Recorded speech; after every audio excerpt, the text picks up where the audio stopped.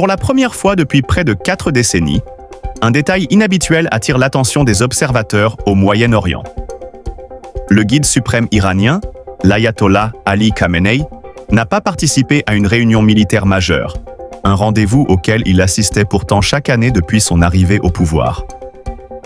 Le 8 février, lors du rassemblement annuel avec les commandants de l'armée de l'air iranienne, son absence a surpris.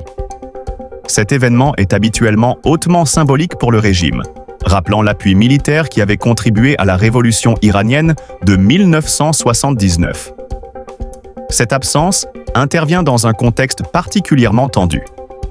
Les relations entre l'Iran et les États-Unis connaissent une nouvelle phase de crispation, marquée par des avertissements politiques, des démonstrations militaires et une méfiance croissante des deux côtés. Pour autant, le guide suprême ne s'est pas complètement retiré de la scène publique. Peu après la réunion manquée, il a diffusé un message vidéo appelant les Iraniens à participer au rassemblement du 11 février, célébrant l'anniversaire de la révolution islamique. Dans son discours, il insiste sur l'unité nationale, affirmant que la force d'un pays repose autant sur la mobilisation populaire que sur sa puissance militaire. Mais cette absence soulève une question. S'agit-il d'un simple contretemps ou d'un signe d'inquiétude sécuritaire plus profonde? Ce n'est pas la première fois que le dirigeant iranien réduit ses apparitions publiques en période de crise. Durant les épisodes de confrontation régionale ces dernières années, la direction iranienne aurait déjà renforcé ses mesures de sécurité, déplaçant régulièrement ses responsables vers des sites protégés.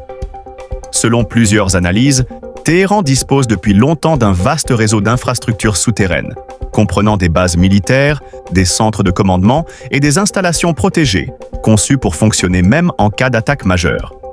Ces sites permettent de maintenir la continuité du pouvoir et des opérations militaires en cas d'escalade.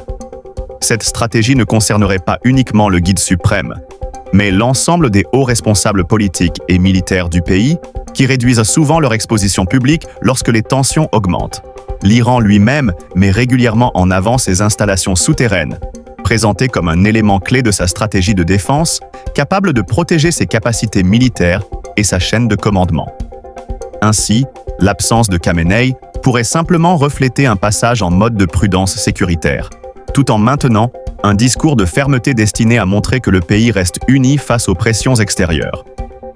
Reste maintenant la grande question. Cette discrétion temporaire annonce-t-elle une nouvelle phase de tension régionale, ou s'agit-il seulement d'une précaution dans un climat déjà explosif?